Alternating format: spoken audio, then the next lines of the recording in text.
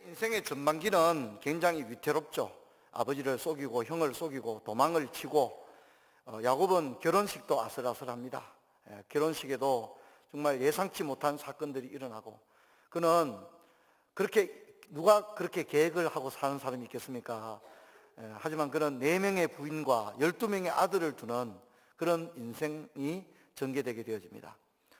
야곱의 인생 전반기는 자기 자신도 예측할 수 없는 일들의 연속이었다면, 야곱의 인생 후반기는 굉장히 정돈되어 있습니다. 그래서 바둑을 둘 때 이 끝내기가 아주 냉철하지 않습니까? 근데 야곱은 포석을 두는 데는 조금 이렇게 어지러웠어요. 하지만 그의 인생 마지막에 끝내기를 하는 장면에 가서는 소름 끼칠 정도로 아주 정돈되어 있는 치밀한 그런 야곱의 모습을 보게 됩니다. 치밀하다는 것이 세상적인 의미가 아니라 굉장히 영적이고 하나님의 섭리에 순응하는 그런 모습으로 우리에게 보여주게 됩니다. 여러분, 야곱의 인생 후반을 보게 되면 그는 더 가지려고 하지 않습니다. 오히려 가진 것을 내려놓는데, 몇 가지만 내려놓는 것이 아니라 그는 아예 모든 것을 내려놓습니다. 특별히 그가 사랑했던 것, 그가 애착했던 것들도 완전히 내려놓는 것을 볼 수 있습니다. 완전히 내려놓았을 때 야곱의 인생은 어떻게 되었을까요? 그의 인생의 마지막 장면은 너무 아름다운 그림이 나오게 되었습니다. 만일 야곱이 끝까지 집착하고 끝까지 놓지 않으려고 했다면 어쩌면 야곱의 인생의 마지막 그림은 영 엉터리 같은 그림이 될 수도 있었을 것입니다. 여러분, 하나님은 야곱에게 하나하나 버리고 내려놓게 했습니다. 먼저는 그가 가장 사랑했던 여인과 하나님은 사별하게 하셨습니다. 그리고 그 여인에게서 낳았던 2명의 아들 요셉과 베냐민에 대해서도 하나님은 철저할 정도로 야곱에게 내려놓게 하는 것을 보게 됩니다. 그래서 요셉은 이제 짐승에 찢겨서 죽은 줄로 알게 되었고, 이제 마지막 남은 이 베냐민에 대해서 야곱은 집착을 하지만 나중에 가서는 내가 자식을 잃으면 잃으리라 하고 내어놓는 것을 봅니다. 그래서 이 막내를 유다의 손에 맡기는 것을 봅니다. 그가 편애의 사람이라는 오해를 받으면서까지 붙들었던 그 모든 것들을 완전히 내려놓았습니다. 그랬을 때 그의 인생은 가장 아름다운 인생이 되었습니다. 여러분, 우리는 내가 꿈꾸는 꿈을 이루고 내가 가지고자 했던 것을 가지게 되었을 때 내가 행복할 것이다, 이렇게 생각을 하고, 우리는 끊임없이 하나님 앞에 기도할 때도 하나님 이것을 주세요, 이렇게 해주세요, 이렇게 기도하지만 정작에 우리가 그렇게 원했던 것을 다 잃게 되었음에도 불구하고 야곱의 인생은 너무 아름다운 그림으로 남게 되었다는 것입니다. 여러분, 야곱은 죽기 전에 이런 유언을 남겼는데요. 성경 한번 볼까요? 49장 31절을 한번 보도록 하겠습니다. 49장 31절 같이 읽습니다. 아브라함과 그의 아내 사레가 거기 장사되었고 이삭과 그의 아내 리브가도 거기 장사되었으며 나도 레아를 그곳에 장사하였노라. 아멘. 야곱은 지금까지 한 번도 레아를 자기 부인이라고 말하지 않았습니다. 언제나 야곱에게 자기 부인은 누굽니까? 라헬입니다. 그래서 언제나 라헬이라고 말을 했습니다. 그래서 다른 곳에서는 언제나 라헬을 이야기하지 레아를 말하지 않습니다. 성경 한번 볼까요? 46장 19절 한번 찾아보겠습니다. 46장 19절 같이 읽겠습니다. 야곱의 아내 라헬의 아들 곧 요셉과 베냐민이요, 이렇게 말하고 있고요. 자, 이번에는 48장 7절을 한번 찾아볼까요? 48장 7절 같이 한번 읽어봅시다. 내게 대하여는 내가 이전에 바단에서 올라올 때 라헬이 거기 나를 따르는 도중 가나안 땅에서 죽었는데 그곳까지 에브라까지 길이 아직도 먼 곳이라 내가 거기서 그를 에브라 길에 장사했느니라. 에브라는 곧 베들레헴이라. 야곱이 요셉을 만났을 때 라헬이 어디에 묻혔는지를 이야기해 줍니다. 그 말은 뭐죠? 자기도 거기에 묻힐 것이라는 것을 이야기해 주죠. 여러분, 오늘 창세기 50장의 상주가 누굽니까? 요셉입니다. 요셉. 이 상주가 될 아이 요셉에게 야곱이 자기가 사랑하는 여인 라헬이 죽었던 장소를 이야기해 주는 거예요. 그 말은 나도 거기에 묻히고 싶다고 하는 야곱의 마음을 드러내는 이야기입니다. 그런데 그랬던 야곱이 언제나 자기 부인을 한 번도 레아라고 생각해 본 적이 없습니다. 사랑하는 여인 라헬이라고 생각했습니다. 그리고 언제나 라헬을 자기 부인이라고 말했습니다. 그랬던 야곱이 죽을 때는 사랑했던 여인마저도 내려놓습니다. 그리고 누구 곁에 묻히겠다고 말합니까? 레아 곁에 묻히겠다고 말합니다. 지금 상주가 누굽니까? 요셉이잖아요. 그러면 요셉의 엄마인 라헬의 곁에 묻히는 게 자연스럽지 않습니까? 근데 그렇게 하지 않습니다. 상주가 요셉이고 요셉의 엄마가 라헬임에도 불구하고 야곱은 분명히 말합니다. 뭐라고 말합니까? 나는 레아 곁에 묻히겠노라, 그렇게 말합니다. 그는 죽는 순간에는 하나님의 섭리를 인정합니다. 내가 사랑했던 여인은 라헬이었지만 하나님께서 나에게 붙여주신 부인은 누구였다고요? 레아였다고 분명히 고백을 하고 있는 그런 장면을 볼 수가 있습니다. 그리고 야곱은 가나안 땅으로 돌아간다고 말합니다. 자신들의 조상 아브라함과 이삭이 묻혀있는 곳으로, 그리고 자기 부인 레아가 묻혀있는 곳으로 자신이 가겠다고 이야기를 하고 있습니다. 여러분, 이것은 굉장히 중요합니다. 야곱은 하나님의 계획과 섭리를 따르고 있는 것을 볼 수 있습니다. 상주인 요셉의 입장에서 본다면 가나안까지 가서 장례식을 하는 것보다는 애굽 땅에 묻는 게 훨씬 쉽지 않겠습니까? 그런데 그렇게 하지 않습니다. 그렇게 하지 않고 나를 가나안 땅에 묻어라, 그렇게 얘기합니다. 근데 저는 이것이 굉장히 중요하다고 생각합니다. 여러분, 부모님이 어디에 묻히느냐가 자식들이 찾아가는 곳이 될 줄로 믿습니다. 그렇기 때문에 중요한 것입니다. 자녀들에게 내가 죽거든 너희들이 알아서 해라가 아니라 자녀들이 알아서 할 게 따로 있는 것입니다. 부모된 이는 자녀들에게 분명하게 지시를 해야 됩니다. 나를 여기에 장사 지내라고 분명히 이야기를 해야 됩니다. 여러분, 부모된 자들은 자녀들에게 죽기 전에 반드시 아주 정확한 유언을 남겨야 합니다. 그 중에 하나가 내가 나를 어디에 장사 지내라는 얘기를 해야 됩니다. 가령 어느 부모님이 미국에 묻혔다고 합시다. 자녀들이 미국에 있어서 미국에 묻혔다고 합니다. 그러면 여러분, 아버지가 죽고 난 이후에 자녀들의 고향은, 자녀들이 돌아갈 곳은 어디가 되는 거죠?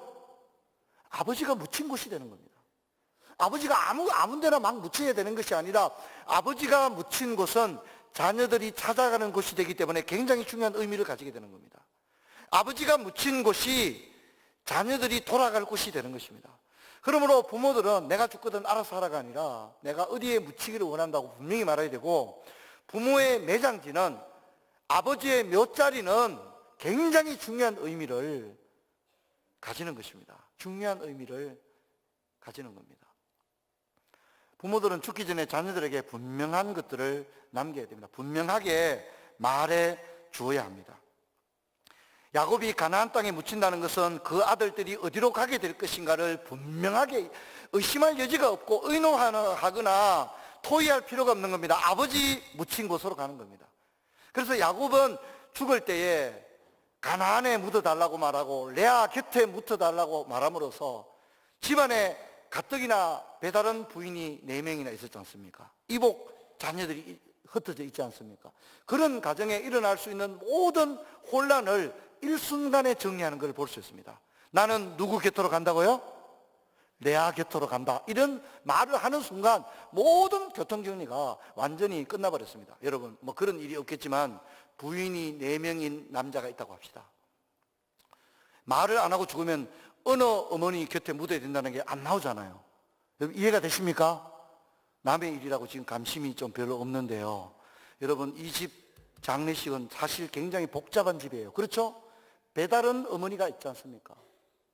어머니가 4사람이에요.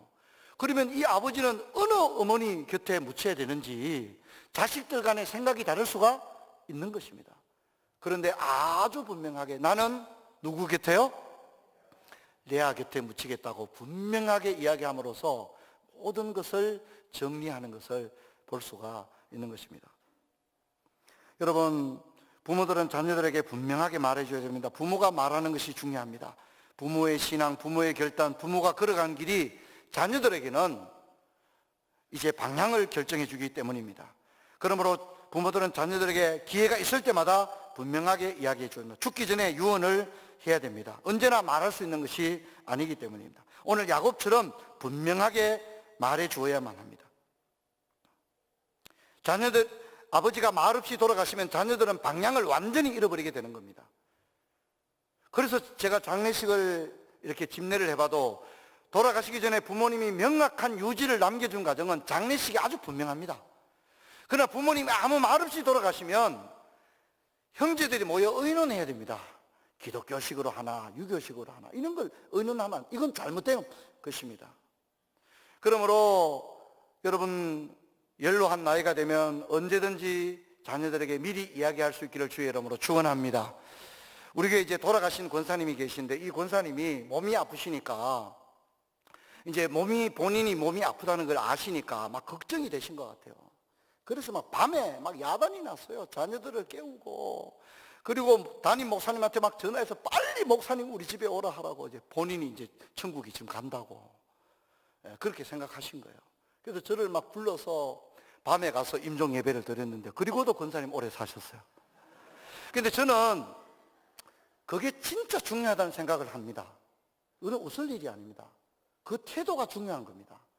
진짜 말도 못 하시는데 목사님 오시면 뭐 무슨 의미가 있겠습니까?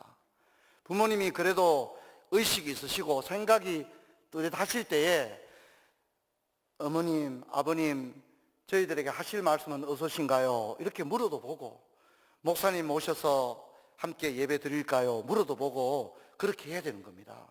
그렇게 하는 게 중요합니다. 그리고 부모들은 자녀들에게 분명하게 말해야 됩니다. 내가 죽거든 기독교식으로 장례를 치르라. 아주 분명하게 말을 해야 됩니다. 그러면 아주 분명해지는 겁니다. 그리고 내가 죽고 나거든 너희들끼리 의논내서 살아라고 말하는 게 아니라 맞이 혹은 상주의 말을 따라라고 한 명을 분명하게 지정을 해줘야 되는 겁니다. 그러면 부모님이 말했기 때문에 무조건 따라야 될 수밖에 없는 겁니다. 그런 것이 굉장히 중요합니다. 그리고 돌아가시기 전에 내가 죽거든 푸른 조상교회 임종구 목사님 모셔다가 장례를 하도록 해라. 그렇게 됩니다. 이것도 굉장히 중요합니다. 자식들이 서로 자기 교회 목사님 데려와서 장례하려고 막 또 싸우거든요. 그래서 저는 이것이 굉장히 중요하다고 생각해요. 아주 분명하게 자녀들이 그런 일들 때문에 서로 마음 상하는 일이 없도록 부모가 아주 명쾌하게 이야기를 해주는 것이 중요합니다. 그리고 자녀들에게 아주 사위, 며느리 다 앉혀놓고 얘기를 해야 됩니다. 건강할 때 얘기를 하셔야 됩니다. 내가 죽거든 절대 제사를 지내지 마라. 그리고 기독교 장례를 해라. 교회 담임 목사님 모셔서 장례를 진행해라. 그리고 내가 죽거든 추도 예배는 제 생각에는 부모든 여러분들은 자녀들에게 말해 주시길 바랍니다. 한번 따라합시다. 3년만 예배를 드려라. 저는 그렇게 말해 주는 게 좋다고 생각합니다. 부모님이 자녀들에게 3년 정도만 추도 예배를 하고 그 이후에는 너희들이 예배하지 않아도 괜찮단다 라고 분명히 얘기를 해줘야 됩니다. 뿐만 아니라 자녀들에게 부모의 신앙을 분명하게 얘기해 줘야 됩니다. 나는 하나님을 믿는다. 예수님이 나를 위해 십자가에 돌아가셨다. 지금까지 아버지의 인생은 하나님의 은혜로 살아왔다. 할렐루야. 그렇게 분명하게 말해줘야 됩니다.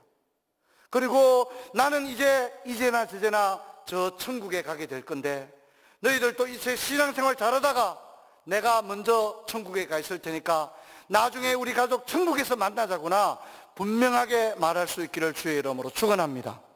축원합니다. 명확하게 이야기를 해줘야 하는 것입니다. 저는 그런 의미에서 오늘 50장의 야곱의 장례식은 가장 모범적인 장례식이라고 생각합니다.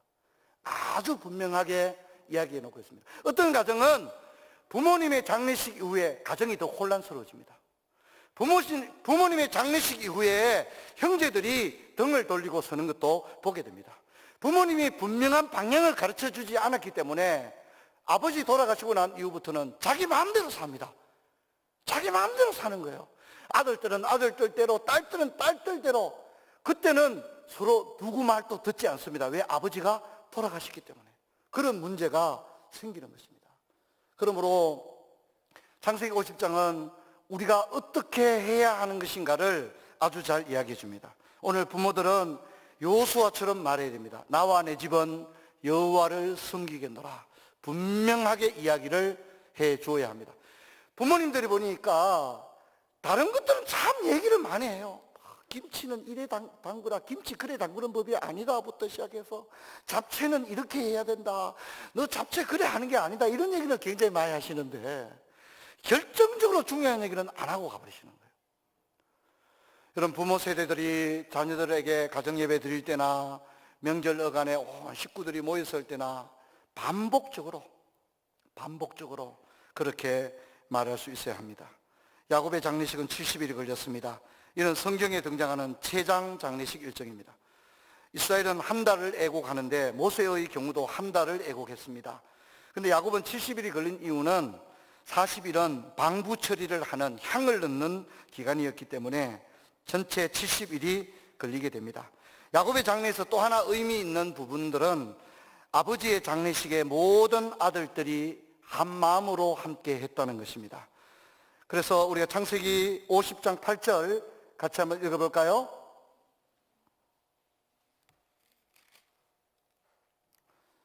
같이 읽겠습니다. 요셉의 온 집과 그의 형제들과 그의 아버지의 집이 그와 함께 올라가고 그를 어린 아이들과 양떼와 소떼만 고센에 남겼으며. 성도 여러분, 여러분들이 제가 이런 말씀 자주 들었습니다만 정말 중요한 게 뭔지를 아셔야 합니다. 어떤 분들이 뭐 죽을 때 잠자는 것처럼 죽게 해달라 이런 얘기했는데 그건 중요한 게 아닙니다. 그보다 더 중요한 것은 여러분의 장례식 때, 여러분이 아버지가 죽고 난 다음에 장례식 때 그의 모든 자식들이 한 마음 한 뜻으로 장례하게 하여 주시옵소서라고 기도해야 되는 것입니다. 그리고 그것을 분명하게 가르치고 말해줘야 한다는 겁니다. 오늘 야곱의 장례식이 어떻습니까? 자칫 잘못하면 야곱은 부인이 4명 있었고 자식들이 이복 자식들이기 때문에 자칫 잘못하면 굉장한 문제가 일어날 수 있습니다. 그런데 오늘 50장을 보면 야곱의 장례식에 혼란이라든가 불협화음이라든가 이런 게 나옵니까? 안 나옵니까? 전혀 안 나오는 걸 볼 수 있습니다. 아들이 몇 명이에요? 아들이 12명이면 생각이 다를 수 있어요. 그렇잖아요? 아들이 12명 돼보세요. 생각이 다를 수 있는데 아주 질서정연합니다. 그 이유는 뭡니까? 상주에게 모든 것을 맡기기 때문입니다. 상주가 누구죠? 요셉입니다. 요셉입니다. 이런 것이 굉장히 중요한 의미를 가진다 생각합니다. 그래서 부모들은 죽기 전에 자신의 신앙을 분명히 이야기하는 거. 우리 아버지가 교회는 좀 다니기는 다녔는데요, 세례받은지 잘 모르겠어요. 이래 되면 안 됩니다. 자녀들이 아버지가 세례받은지 안 받은지도 모르고 이러면 어떡합니까? 그리고 아버지가 교회는 다니셨는데 자식들이 몰라요. 아버지 신앙관이 어땠는지를 모르는 거예요. 아버지한테 한 번도 들어본 적이 없으니까. 아버지가 동네 교회 좀 나갔다고 하는 얘기는 들었는데 아버지 신앙관을 들어보지를 못한 거예요. 이건 너무 안타까운 일이 아닐 수 없는 겁니다. 이것을 아주 분명하게 해줘야 하는 겁니다. 재산도 얼마 있든지 어떤지 그것을 명확하게 해줘야 돼. 내가 죽거든 재산 알아서 하라는 얘기는 자식들 보고 싸우란 말하고 똑같습니다. 재산이 얼마 되지 않아도 아주 분명하게, 아주 명쾌하게 그렇게 이야기를 해야 됩니다. 저희 아버지가 많이 아프셔서 밤늦게 저에게 전화가 왔어요. 진짜 밤중에 전화가 왔어요. 그리고 자네한테 할 말이 있다라고 하면서 쭉 얘기하는데 내가 처음 들어본 얘기를 많이 하는데 진짜 받아 적어야 될 정도로 얘기를 많이 하시더라고요. 아버지가 얘기한 게 우리 집 재산을 딱 전체를 얘기하면서 큰 산은 너희 형님 거다. 건너편에 있는 밭은 너희 둘째 형 거다. 이런 식으로 쭉 얘기를 해주는 거예요, 저한테. 근데 애통하게도 저한테 주는 건 한 개도 없더라고요. 근데 저한테 분명히 얘기하면서 마지막에 그래도 네가 기억력이 좋기 때문에 잘 알아놔야 한다. 저한테도 좀 주시면서 얘기를 하셔야 되는데 그렇게 얘기를 했었어요. 이번에 강구 가다 시집에 보면 그날 밤에 있었던 일 때문에 제가 시를 한 편 남겨놓은 게 있습니다. 여러분, 오늘 우리가 창세기 50장은 만만한 성경이 아닙니다. 이 성경은 창세기의 마지막을 덮으면서 진짜 창세기 독자들이 생각해야 될 게 진짜 많다는 것을 잊지를 말아야 합니다. 여러분 보십시오. 창세기는 1장과 2장에 천지창조 얘기가 나오는데, 천지창조가 하나님 하다가 막 천지창조하다가 막 실수했다는 얘기가 나와요, 안 나와요? 안 나오죠. 보시기에 힘이 좋았더라고 나오는 거예요. 그리고 창세기의 마지막이 뭡니까? 49장 50장인데 여기에 어떤 사람의 인생을 이야기합니까? 야곱입니다. 근데 여러분, 야곱이 인생에 좀 문제가 많아요, 적어요? 문제가 많은 사람이잖아요. 그런데 이 한 사람, 복잡한 이 족장, 굴곡이 많았던 한 사람의 인생의 장례식을 우리한테 보여주면서 창세기를 끝내는데, 여러분 이 50장에 혼란이라든가 갈등이라든가 이런 게 나와요, 안 나와요? 전혀 안 나오는 거예요. 그렇게 문제 많고 갈등도 많고 복잡하고 그랬던 집인데도 불구하고 천지창조가 하나의 오차도 없이 아름답게 이루어졌던 것처럼 이 족장 야곱의 인생을 마지막으로 소개하면서 한 사람의 인생도 너무 놀라울 정도로, 복잡한 집안인데도 너무너무 놀라울 정도로 질서정연하게 아버지 장례식이 이루어지고, 아버지 죽고 난 이후에도, 오늘 설교 제목처럼 아버지가 죽은 후에, 아버지가 죽고 난 이후에도 이 가정은 조금도 흔들리지 않습니다. 그리고 아버지의 신앙의 유지를 따라서 질서정연하게 온 그의 아들들과 자녀들이 부모의 뜻을 완전하게 뜻받드는데 하나의 갈등도 나오지 않은 채 성경이 마무리되는 너무너무 아름다운 그런 장면을 우리가 보게 되는 것입니다. 여러분, 이제 아버지가 죽었습니다. 장례식이 끝났습니다. 성경 한번 볼까요? 50장 15절 같이 한번 읽어보겠습니다. 요셉의 형제들이 그의 아버지가 죽었음을 보고 말하되, 요셉이 혹시 우리를 미워하여 우리가 그에게 행한 모든 악을 다 갚지나 아니할까 하고 라고 말합니다. 아버지 장례식이 끝나고 난 다음에 요셉을 제외한 다른 이복 형제들이 걱정하는 거예요. 야, 아버지 살아계실 때는 동생이 참았을지도 모른다.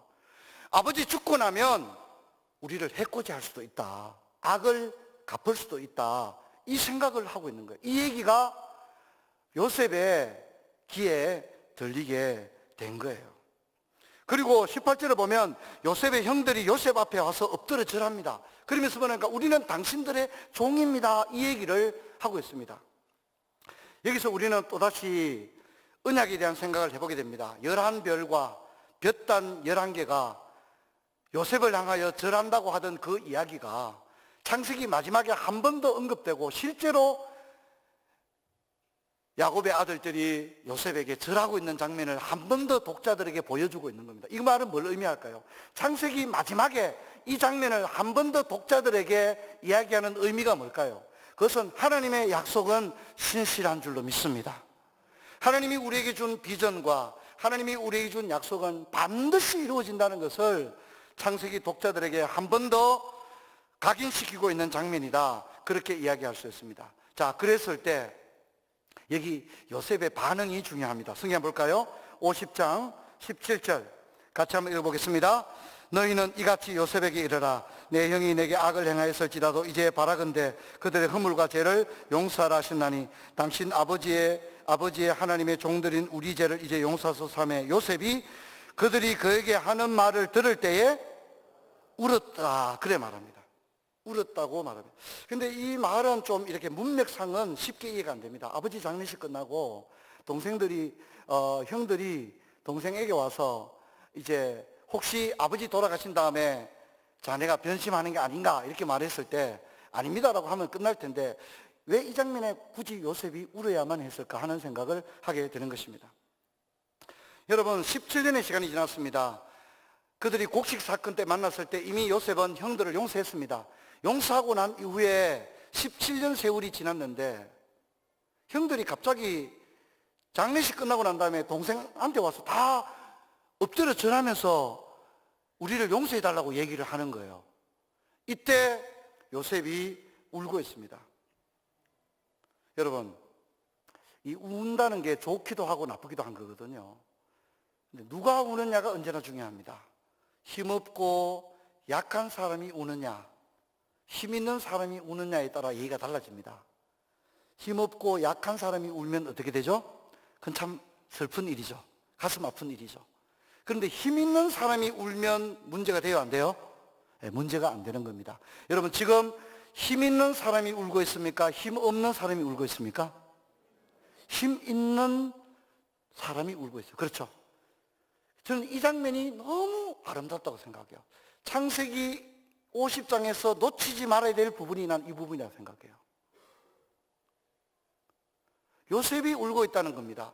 여러분, 지금 요셉이 우는 것은 억울해서 우는 겁니까? 아니면 미안해서 우는 겁니까? 예, 끝까지 창세기가 잘 이렇게 이해가 잘 안 되나 봅니다. 지금 미안해서 우는 거예요. 그렇죠? 지금 이 형들이, 늙은 형들이 요셉한테 와서 무릎을 꿇고 절하고 있는 거예요. 형들 왜 이러십니까? 아버님, 우리를 용서하게. 아니, 다 용서했지 않습니까? 형님들 왜 이러십니까?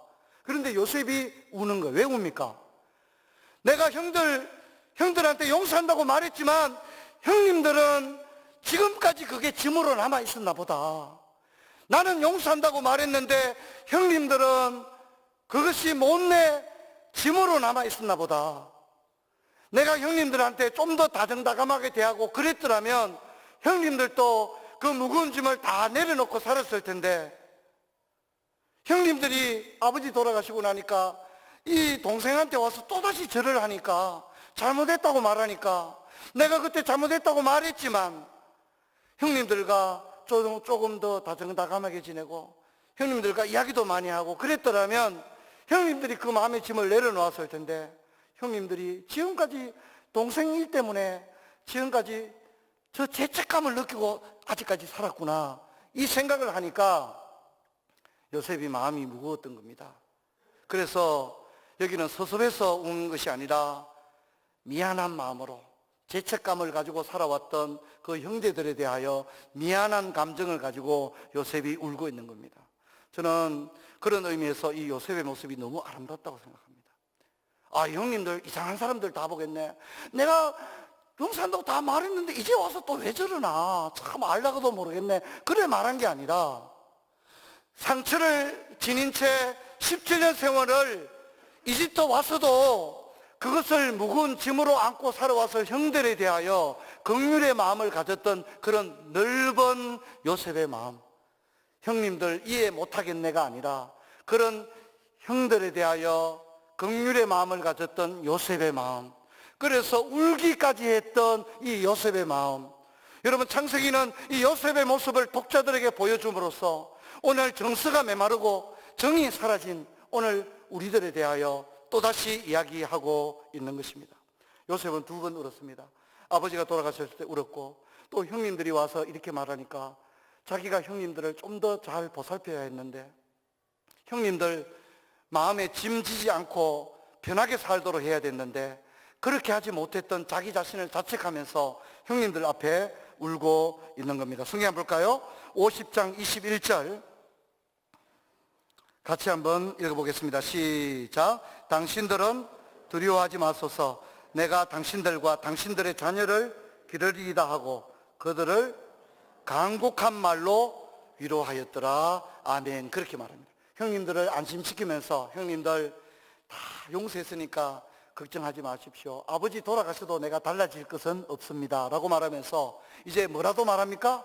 내가 조카들도 내가 다 기르겠습니다. 그렇게 얘기합니다. 그리고 뭐라 합니까?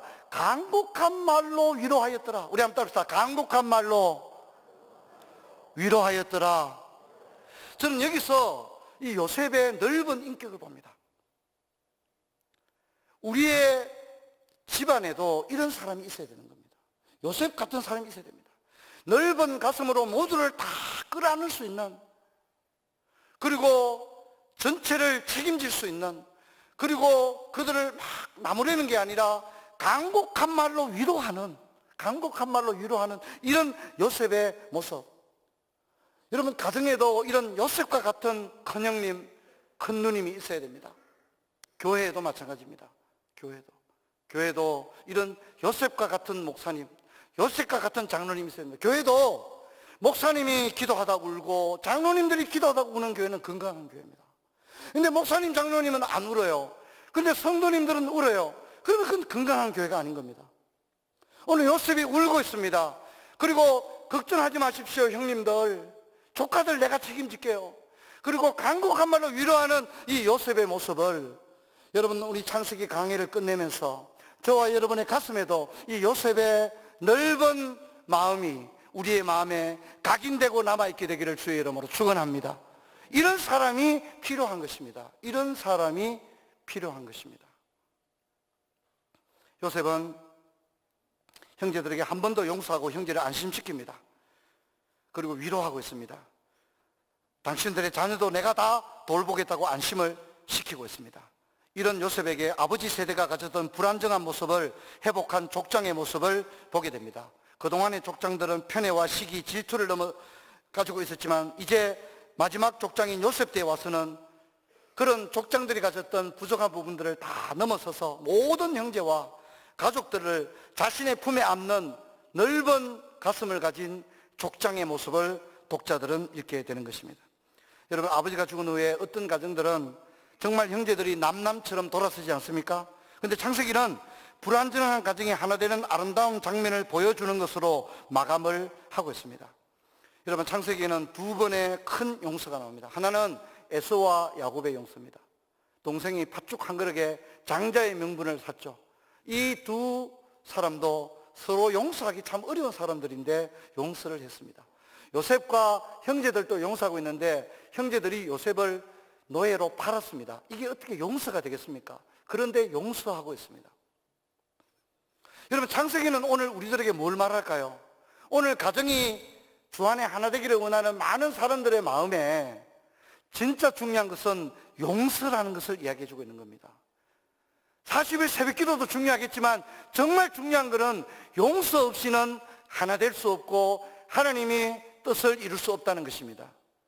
여러분, 우리는 기꺼이 용서할 수 있기를 주의 이름으로 축원합니다. 기꺼이 용서하시기를 바랍니다. 이제 상주 역할을 했던, 장자의 역할을 했던 요셉도 110세 일기로 인생을 마감하면서 두 가지 유언을 남기는데, 첫 번째는 하나님께서 당신들을 돌보실 것입니다 라고 두 번 말합니다. 동생이 애굽의 총리였기 때문에 지금까지는 걱정 안 해도 됐습니다. 하지만 이제 동생이 죽고 나면 이야기가 좀 달라지지 않습니까? 그런데 요셉은 뭐라고 말합니까? 내가 사람들한테 부탁해놨다 이런 말을 하지 않습니다. 하나님께서 우리를 돌보실 것입니다, 이렇게 이야기해요. 진짜 믿음의 말이 아닙니까? 그리고 두 번째는 나도 가나안 땅에 묻히기를 원한다, 그렇게 이야기하는 것을 볼 수 있습니다. 그래서 창세기는 하나님께서 불완전한 족장들을 통해서 어떻게 하나님의 언약을 이루어 가시는가를 분명하게 보여주고 있습니다. 여러분, 요셉은 애굽의 총리로 60년을 살았습니다. 그런데 창세기는 그 얘기를 안 합니다. 왜냐하면 그것은 창세기가 정말 하고 싶은 이야기가 아니기 때문입니다. 야곱도 아들, 국무총리인 아들 만나서 이집트에서 17년을 살았지만 성경은 그 얘기 안 합니다. 성경의 관심은 국무총리가 되는 게 아닙니다. 이집트에서 잘 먹고 잘 살았다가 성경이 정말 독자들에게 하고 싶은 말이 아닌 것입니다. 그래서 요셉 역시 그의 60년은 얼마나 화려하고 영예스러운 60년이었겠습니까? 하지만 성경은 그 얘기를 안 합니다. 성경은 독자들의 시선을 그곳에 두지 않고 오히려 장차 가게 될 영원한 소망을 향하여 독자들의 시선을 유도하고 있는 것입니다. 그래서 야곱도 내가 가나안 땅 레아 곁에 묻힌다고 말하고 있고, 요셉도 내가 죽거든 해골을 메어서 가나안 땅에 가져가 달라고 이야기하고 있는 것입니다. 여러분, 사도 바울도 현재의 고난을 보기보다는 장차 누리게 될 영광을 바라본다고 말했습니다. 로마서 8장 18절 우리가 같이 한번 읽어보도록 하겠습니다. 생각하건대 현재의 고난은 장차 우리에게 나타날 영광과 비교할 수 없도다. 아멘. 사랑하는 성도 여러분, 우리도 무엇을 바라보느냐가 중요합니다. 고난과 역경을 바라보면 힘이 나지 않는 것입니다. 하지만 우리가 가게 될 영원한 본향과 천국의 소망을 바라보면 현재의 고난을 이길 수 있는 줄로 믿습니다. 저는 이제 오늘 창세기 강의를 마치고 다음 주부터 2020년도 잠언 강의가 시작될 텐데, 사랑하는 성도 여러분, 우리 교회가 말씀이 언제나 풍성한 교회 되기를 주의 이름으로 축원합니다. 강단에서 말씀이 선포될 때 이 한 시간의 말씀이 푸른 초장의 모든 성도들이 이 영의 양식을 먹고 이 험한 세상에서 승리할 수 있도록 이 강단이 하나님이 역사하는 강단 되기를 주의 이름으로 축원합니다.